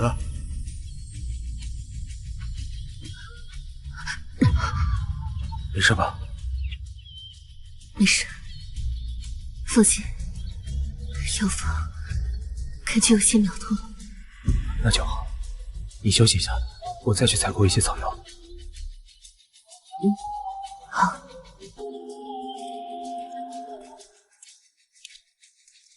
沈少爷，咱们又见面了，我等你等得好苦啊！怎么，顾少是皮又痒了？有屁快放！本少爷现在没工夫搭理。我知道你们忙着当善人，当救命菩萨嘛。我警告你，你要是敢打扰灵儿一下，我活剥了你！你别吓我，我不敢。我知道孟良那小子一直跟在陆灵儿的身边，我可不想被他们打死。那你想干什么？我没有时间找他们，但我有时间找沈少爷你们了。沈少爷上次当着这么多人的面打我，出了好大的风头啊！顾少爷请我来，就是为了玩骰子，这场子也太素了吧？你应该知道，我们顾家最重要的产业就是博彩。我打出生就和这些东西打交道，今天我想跟你玩一把。你是不是觉得我很闲呢？我和你赌命，谁输了谁死，怎么样？这是我们和段家共同投放的鼠疫，谁输了，这管子就是谁的。看来上次当众打他那次，反而气得不轻了。不过，如果能看到段家的手艺配方就好。你当我跟你一样二无命？我一个结了婚的人，我的命和你的命能一样？你个单身狗！沈青年，不要再惹我了。你说有什么？我拿命赌你这玩意儿的配方。怎么样，找到了吗？没有，一晚上我把村子都找遍了，也没找到青年。不知道为什么，我的血清印记一直在发烫，他一定出事了。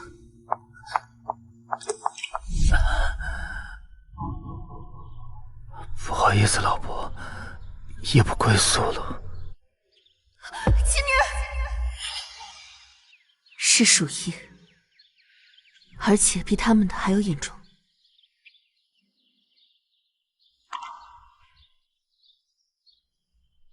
这是鼠疫的原液，还有配方，有了它，你应该可以完成药方了。青年，你放心，我一定会救你的，我绝对不允许你再死在我面前。够呛，这次跟顾惜之玩大了。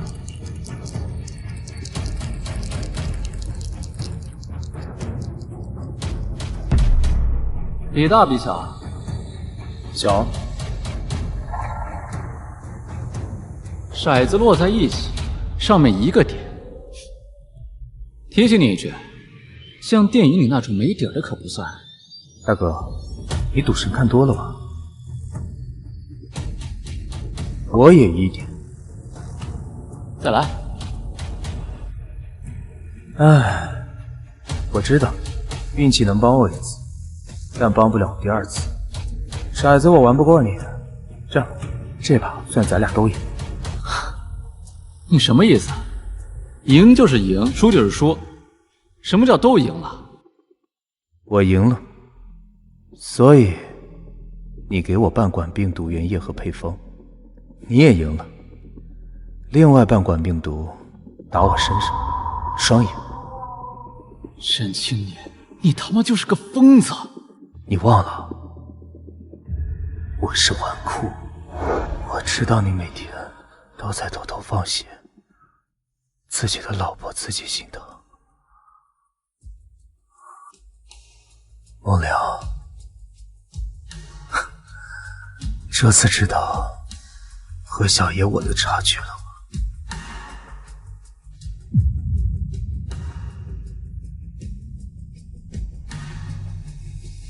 青年，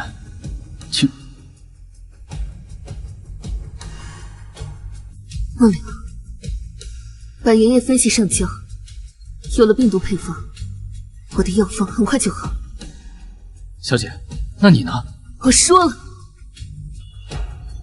我不会看着你在我面前死的。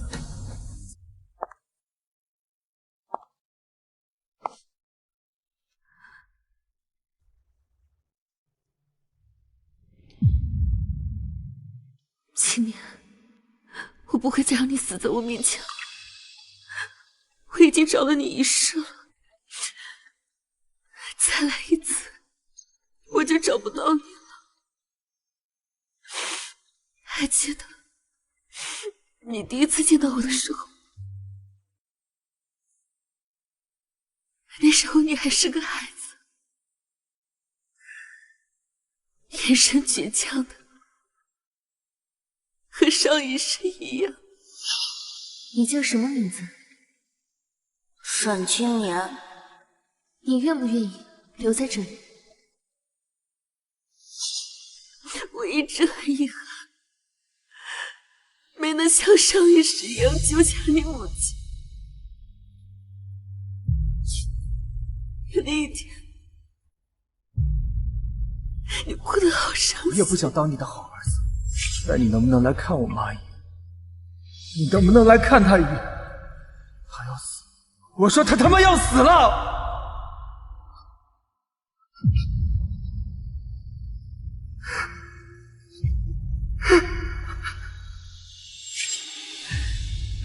很抱歉，上一世当仙子的时候，总是欺负你，所以我才想这一世当你的妻子。难过、生气、吃醋、害羞，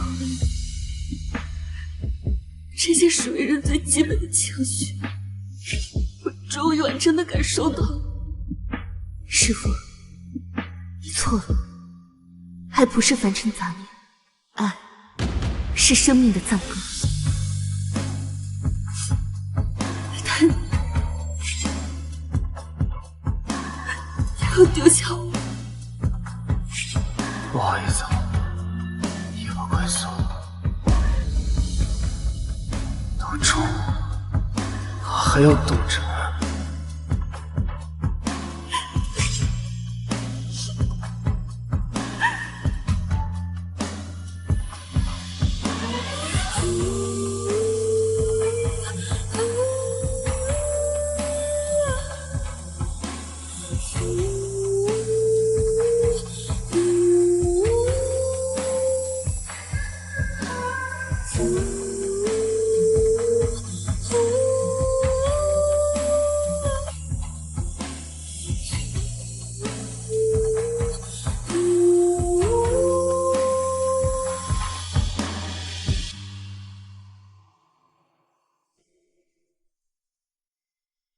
以血为引，生死相连，血气会将我们的命运连在一起。小东西，再见。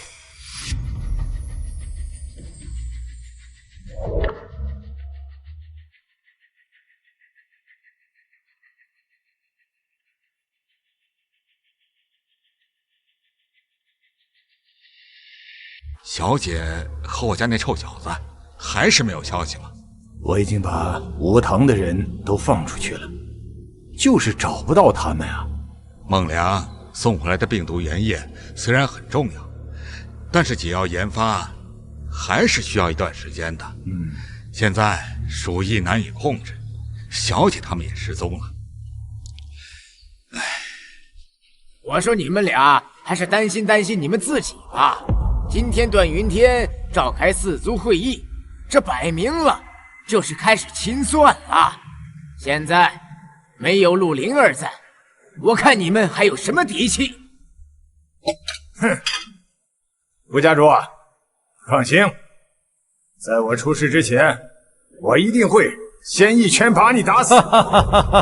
孟老弟说的是啊，能一拳打死的事儿，何必费那么多话？真不愧是武堂啊！段云天，小姐和青年到底去哪儿了？不要说你不知道，你信不信？要是他们真出事儿了，我会拼尽我沈家所有的财力，也会撕掉你段家的一层皮。哎呀，你这是冤枉我呀！我哪有功夫管那些小姐少爷呀？不可能，不是你还会有谁？死了。什么？我亲手把半管病毒扎进了沈青年的脖子里，他活不下来的，他死定了。那玩意儿一滴就可以让一个村子染病，更何况那么多。顾家，好一个顾家！看来今天的四族会是想让我们沈孟两家彻底撕破脸。我孙子的命，你一个人还可不够。他被扎的时候竟然还是笑着的。他说他是纨绔，哪有纨绔不怕死的呀？秦志，你在这胡说八道什么呀？好了，行了，都别在这唧唧歪歪的了。什么生啊死了的，人呐，不能长生，他就都是烦恼。既然大家都这么痛苦，那我就帮你们一把。段云天，你什么意思？刚才的茶，各位喝得怎么样？这可是我亲手为你们准备的，费了我好多的病毒原液呢。干得好，段家主！我看今天就把他们处理掉算了。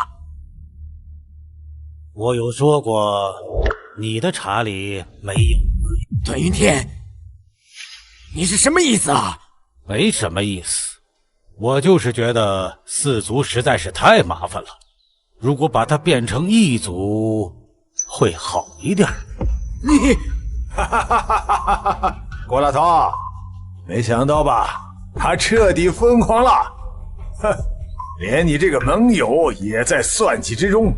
不过没事儿，老夫今天就替你出这口恶气。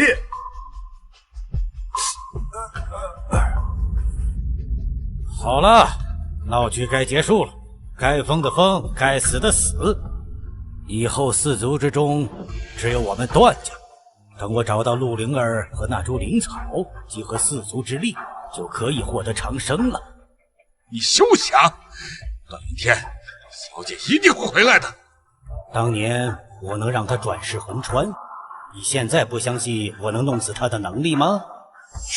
沈六叔，去吧，给你一个机会，亲手给你爹收尸。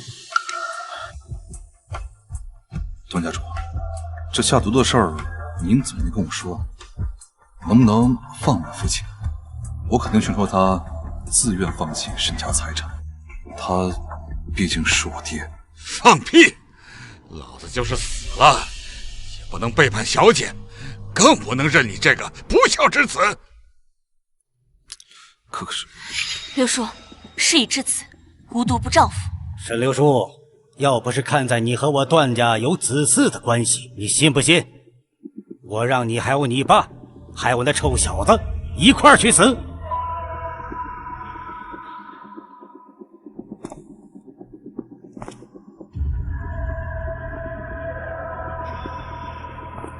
沈流叔，你还是那么让我失望。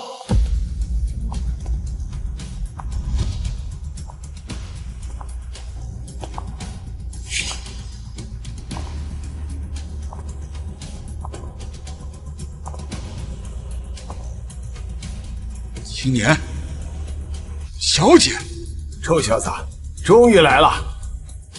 沈家出了你这样的子嗣，还真是丢人。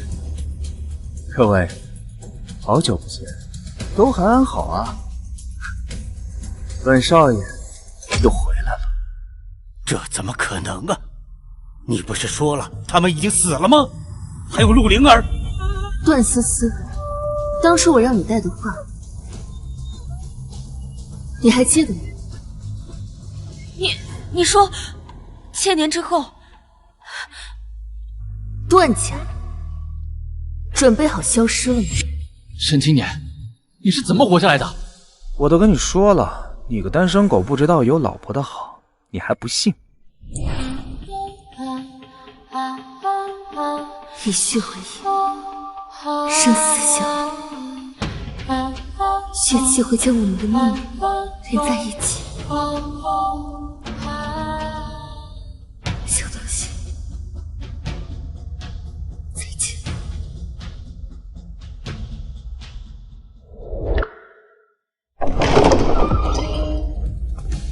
找到了，在这里。小姐，你的药方奏效了，确定是有效的。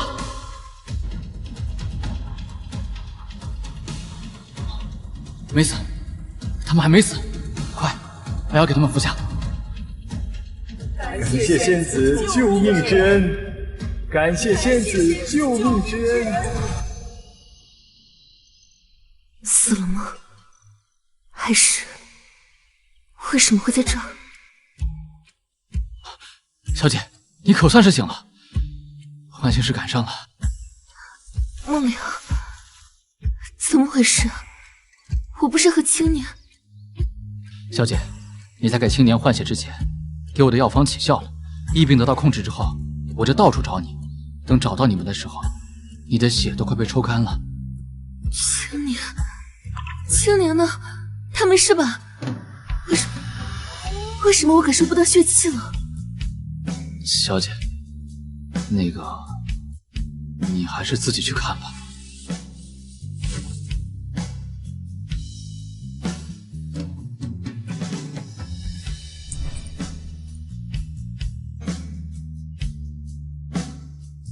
小东西，你醒了，主人。小东西。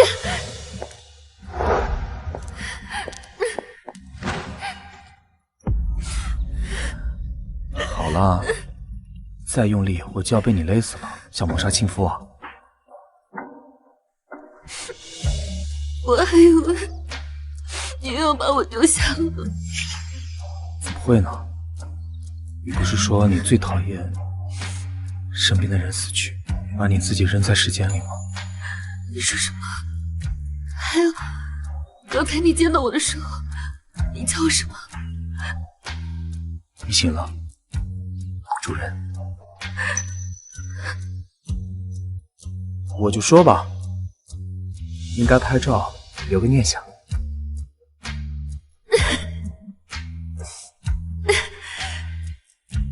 你想起来了，你终于全部都想起来了。被老婆用血要着命活了过来，血气都消失了。我要是再想不起来，你应该会很伤心吧？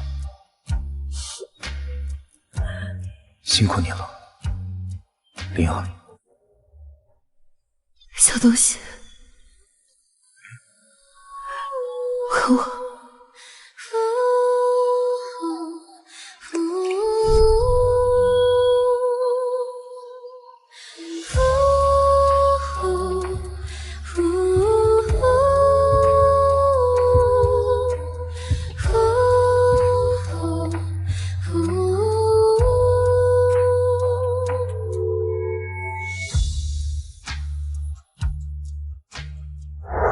感人，实在是太感人了，这就是爱情啊！哎呦，两位老爷子，赶紧把解药吃了吧，要是再拖一会儿不吃的话，就该我和孟良给你俩哭了。爷爷，你哭起来真丑。哎，臭小子，你讨打是不是？又让你抢先了一步，你又赢了。段云天，长生的诱惑对你太大了。100年前是这样，现在又是这样，但你何曾知道长生的痛苦？还要躲着？生命的魅力在于它有终点，让我们能在有限的生命中，用尽全力去爱身边的人，去感受时间的美好。长生带给你的只有失去，就像现在这样。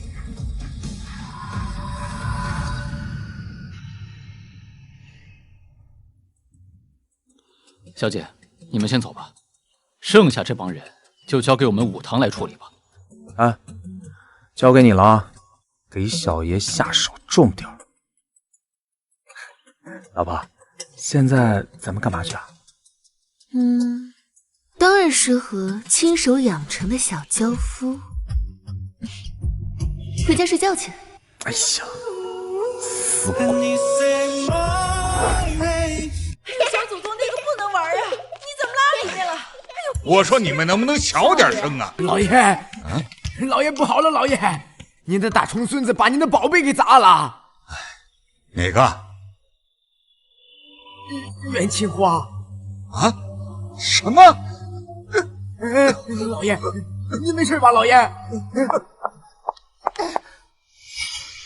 沈清年，啊，来了！你就穿成这样和我去逛街啊？不去了。哎，老婆，别生气啊，老婆。那个，我这不是没时间吗？再说了，你以前不是仙子吗？咱不是无欲无求吗？你怎么现在这么爱逛街？我现在又不是啊，我才发现逛商场的快乐，比我之前活了1000年的快乐多多。怎么了？不愿意啊？没有，老婆请。哎呀，不去了，你不去没意思。我要喝豆汁儿。好啊，我最喜欢老婆喝豆汁了，贼有味，贼够劲儿。先喝杯奶吧。花最漂亮的时候是盛开和凋零，雨水最漂亮的时候是蒸发之后变成彩虹。我最绚烂的时候不是当仙子，是变成一个普通人。